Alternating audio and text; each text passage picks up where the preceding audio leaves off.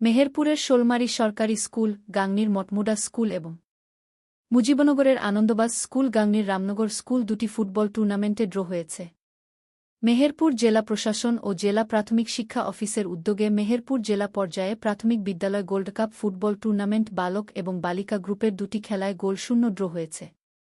সোমবার দুপুরে মেহেরপুর স্টেডিয়াম মাঠে অনুষ্ঠিত প্রাথমিক বিদ্যালয় গোল্ড কাপ ফুটবল টুর্নামেন্ট বালকে মেহেরপুরের মুজিবনগর উপজেলা চ্যাম্পিয়ন আনন্দবাজ সরকারি প্রাথমিক বিদ্যালয় এবং গাংনী উপজেলা চ্যাম্পিয়ন রামনগর সরকারি প্রাথমিক বিদ্যালয়ের মধ্যকার খেলাটি গোলশূন্যভাবে ড্র হয়।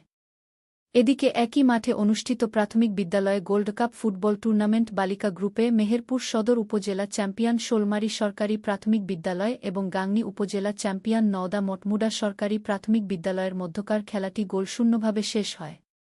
মুজিবনগর খবরে নিউজ পেতে যোগাযোগ। শাহেদুজ্জামান রিপন, যুগ্মবার্তা সম্পাদক, মুজিবনগর খবর.com, মেহেরপুর। নিউজের জন্য যোগাযোগ মোবাইল 017230043000। শহীদুল ইসলাম সাইদুল, বিশেষ প্রতিনিধি, মুজিবনগর খবর.com, মেহেরপুর। নিউজের জন্য যোগাযোগ মোবাইল 016701999955।